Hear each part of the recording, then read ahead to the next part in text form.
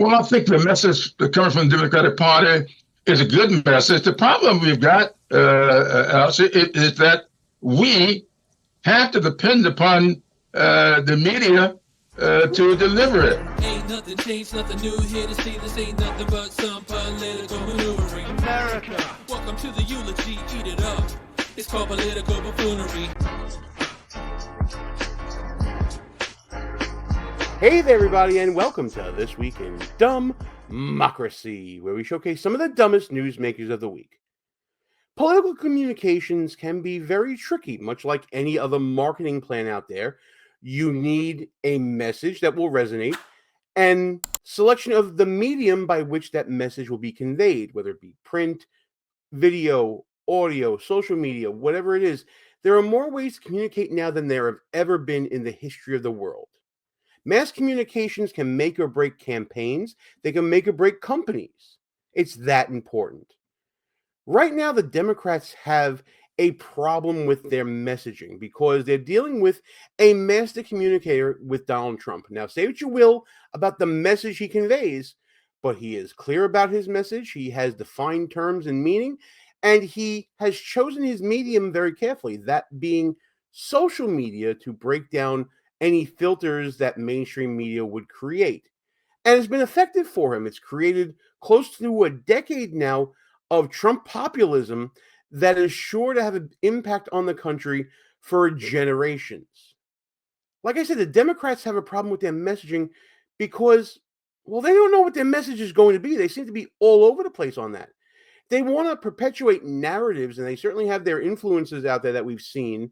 The young Harry Sissons and the Chris Malorys and all of that on social media to do that, but they're not nearly as effective as they think they are in comparison to Trump, of course.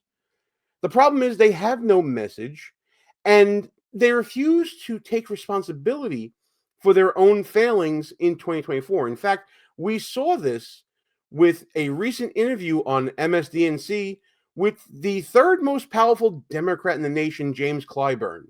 We're going to go through the problem there and how Clyburn and the Democrats are still looking outwardly and not looking inwardly about their own communications. But before we get to the nuts and bolts of what Clyburn said, I'm going to ask you guys to please subscribe to the channel, hit that notification bell so you don't miss any of the shows. And if you like what you see in here in this or any other video on the channel, smash that thumbs up button. Like, comment, share the show with your friends, all that really, really good stuff, because all that's going to help this channel grow via the YouTube algorithm. Feed me Seymour. As always, gang, thank you so much for all that you do to help grow the channel. You know I appreciate all of your efforts, whether you're watching on YouTube or Rumble or on X. I'm glad you're here with us, and I hope you stick with us through thick and thin as the channel continues to grow because of what you guys are doing. And for all you newbies out there who may have found us for the first time, thanks for coming by. I appreciate you showing up. If this topic interests you and you see other topics that interest you, I hope they earn your subscription. Today, we're talking about messaging, and we're talking about the Democrats' failure to take personal responsibility for their failings in messaging and trying to improve it, and instead blaming everybody else, as you'll see with this Clyburn interview, but also putting out false narratives that have no basis in reality, which is only hurting their chances and their credibility to have successful future messaging going forward. And speaking of effective communication, Ross Galloway and I presented our nominees for Buffoon of the Week on our new show, Buffoonology 101, and the polls are indeed open until Wednesday night around 8 p.m. You can vote for Buffoon of the Week on YouTube, on X, and you can also vote at buffoonoftheweek.com. We created a whole hub for Buffoonology 101 there, a whole page that will explain everything where you can track buffoons and really learn about the pseudoscience behind identifying political buffoons that we always talk about here. That's Buffoonology 101. Check us out every Friday, 10 a.m. Eastern Time. Let's get to the clip now. This is James Clyburn, a very powerful Democrat, going on MS-DNC, and the topic turned to Democratic voter frustration, especially in the context of some recent town halls that have been occurring across the country. Let's get to what Clyburn thinks is the problem with voters and their frustrations? Well, I think the message that comes from the Democratic Party is a good message. The problem we've got, Alex, is that we have to depend upon the media to deliver it. So first of all, MS-DNC, you guys got microphones, right? Do you not understand you're a national cable network and people need to hear their guests clearly? You think maybe you do a mic check or something before the show? Geez, that was hard to listen to. But from what we can hear in this interview, James Clyburn is saying Democrats don't have a problem with messaging. We have a problem with media. They have a problem with the media getting the message out there. He seems to think that the Democratic Party is right on track. Well, let's think critically about that for a second, shall we? We've seen Democrats throwing tantrums outside of federal buildings because this government wants to see waste, inefficiency, and abuses curbed and save the American people money. They're outside protesting that, calling Elon Musk bad, calling Donald Trump bad. They're doing nothing but calling names and not providing an alternative as far as a solution goes. That's what we've been seeing. We've also been seeing Democrats taking the minority viewpoint on a lot of 80-20 issues, as my co-host Ross Galloway calls it. A lot of disfavorable issues, like, for instance, Senator Van Hollen flying to El Salvador to meet with a reputed member of MS-13 that was booted from the country in an effort to look like they're being humanitarian towards this clearly illegal immigrant that had been adjudicated on 2 different occasions as being a member of a violent street gang and then subsequently getting deported. You smug motherfucker. What Clyburn doesn't realize is that Democrats are intentionally taking the short end of these 80-20 wedge issues that prove to be devastating for Democrats in the 2024 election cycle. An example of that would be the effectiveness of that Trump ad showing Kamala Harris and the Democrats being in support of these sex change surgeries for inmates, while Americans are looking for solutions for kitchen table issues. That's the problem. It really is the message. But Clyburn hasn't looked inward. He's still pointing outward, and he's blaming media of all things. But we're on the same team. Then you're going down with me. If we have the Washington Post, for instance, caving to this wannabe dictator, and we've got other media entities that seem to rather push a narrative that will bring eyes to their newspapers or to their television sets and not really give a fair hearing or reporting to what we're doing. I'm going to be doing 3 town halls next week. 2 of them will not be in my district. I'll be up in Spartanburg, South Carolina. I'll be in Greenville. I'm going to be down in Beaufort. These places are not in my congressional district. And I would hope that there are people outside of the audience taking in what we're saying, because my message is going to be very, very coherent. It's going to be a little bit alarming, but it's going to be a message that I think everybody will understand if they were to hear it. You notice he's not telling us what the message is. He's telling us it's alarming. It's probably more Trump hate, probably more Elon Musk hate, probably more alarmist talk that we've been seeing ever since the election. We're now 5 months removed from the election, folks. And the Democrats still haven't gotten their you-know-what together here. They're still going with Orange Man bad, Orange Man dictator, Orange Man threat to democracy. That didn't work out well for you in 2024. In fact, it was disastrous. You lost the presidency, you lost the Senate, and you couldn't gain the House. How is this going to help?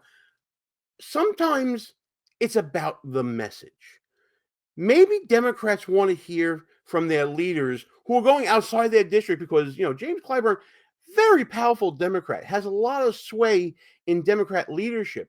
He's one of the people out there crafting the message. Maybe people want to hear a hopeful message about how Democrats are going to fight for the working class, for the middle class, for everyday Americans on kitchen table issues. Instead of fighting against reform, maybe people want to hear you talk about your own ideas for reform.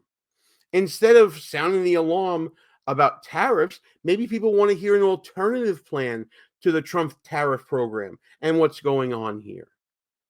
Democrats are only out there trying to scare people, in my opinion, trying to create alarm and panic and make people vote without thinking, make people take positions without due thought.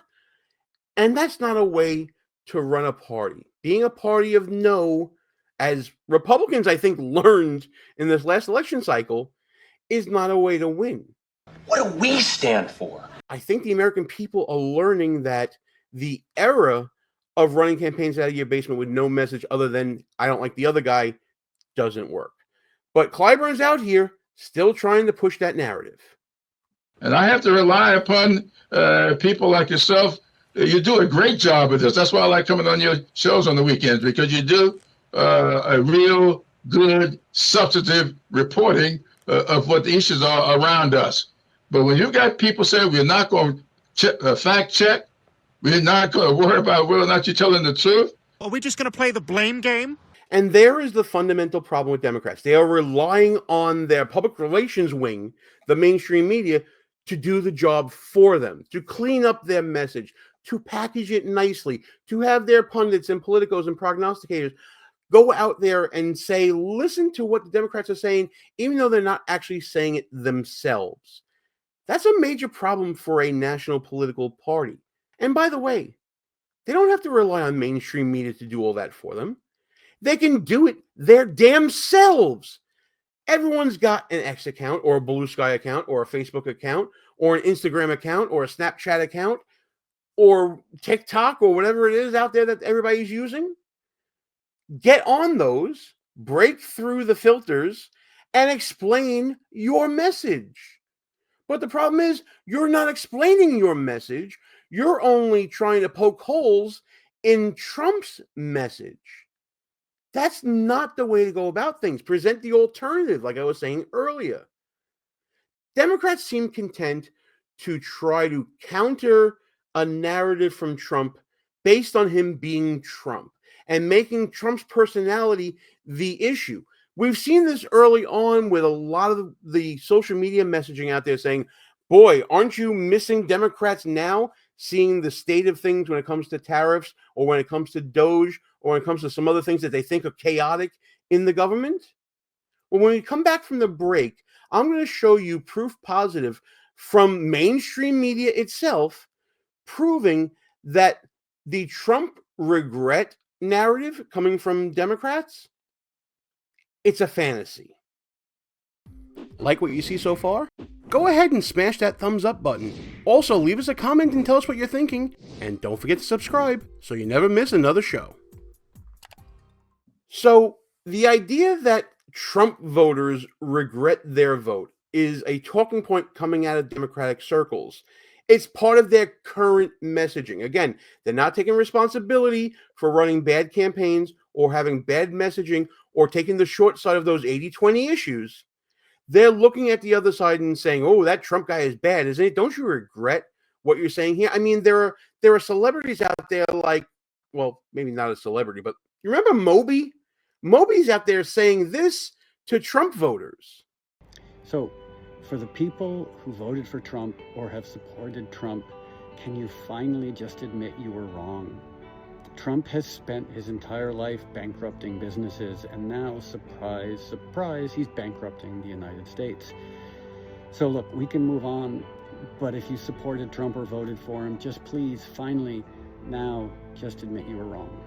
Now, that's no way to persuade anyone, to shame them into apologizing for something that they probably don't think they did anything wrong with.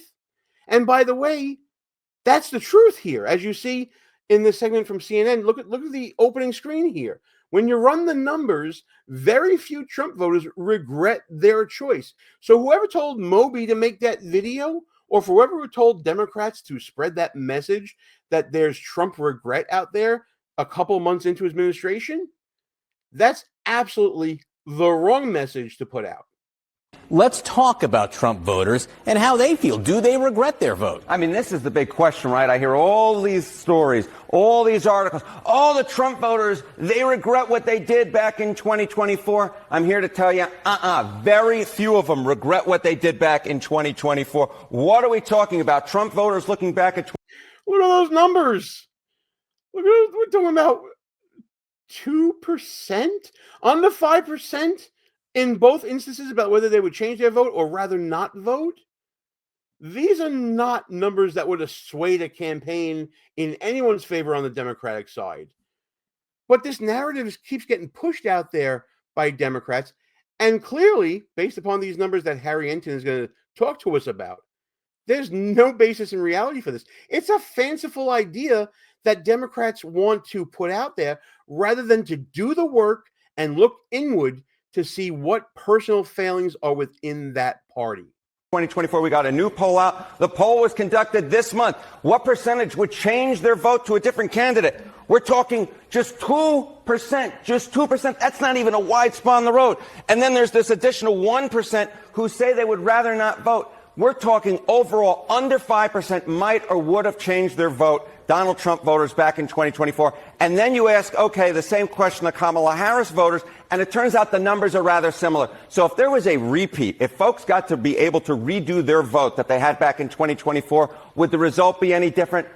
I doubt it would be. I doubt it would be, or it would still be extremely close. The bottom line is, for all this talk of Trump voters regretting their vote, in the numbers, it really just doesn't show up, John. So the stickiness with Trump voters and President Trump in this presidency, how does it compare to his first presidency? Yeah, okay. So, I was interested in sort of a historical analogy here, sort of, does this look similar or different from back in 2017, looking at 2016? Well, in February of 2017, 4% of Trump voters say they'd shift their vote. That's actually slightly more than the 3% this time around. So, you look back, you say, okay, there's these Trump voters who really regret their vote. Historically speaking, they really don't regret their vote. And if anything, the number this time around is actually smaller than it was the first time around. And it's certainly smaller than the number we saw coming out of 2020, of course, after the events of January 6th. So the bottom line is this. If there's some idea out there that Trump voters are going around, man, I wish I had voted for Kamala Harris instead of Donald Trump, the numbers say that is a fanciful universe. It really, for the most part, does not exist.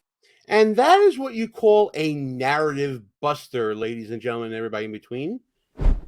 It's human nature to always blame outwardly before you start looking inwardly. And that only happens when there's nobody left to blame anymore. It seems like Clyburn and Democratic leaders are running out of things to blame for their own failures in 2024 and in the beginning of this Trump administration. There is a clear erosion of trust in their own base, and this leaderless party at this point that is still looking for answers on how to get back on track is going through an identity crisis. You have the far left trying to gain power, as we talked about in previous videos, and you see the center left sort of being left out of the discussion. These wedge issues are killing Democrats. Taking the short side of 80-20 issues that the public doesn't like is no way to get back on track. Well, I don't want you to get back on track. Keep doing what you're doing. It'll only help out Republicans and conservatives like me going forward. Keep blaming the media, your own media, for what happened in the 2024 election and what's happening now. Keep going to voters with the tired message of Orange Man bad and having no plan. Keep using social media paid influencers who just attack Trump and have nothing other to say than what script you give them. Keep on doubling down, triple down, quadruple down on this. It'll only make the job of Republicans easier going forward. When your enemy's making mistakes, don't interrupt them. But hey, that's just my opinion on all this stuff. I want to know what you guys think about what Clyburn was saying about messaging. He didn't even give what the Democratic message is, but he's saying he's going out to town halls. Go to a town hall. Let us know what they're saying out there. Let's get into the comments together and discuss it. And as always, like and share this video with your friends. Subscribe to the channel. Hit that notification bell so you don't miss any of the shows. I'm interested about what you guys think about this video and all the other shenanigans and buffoonery happening every day this week in Dumb Dumbmocracy.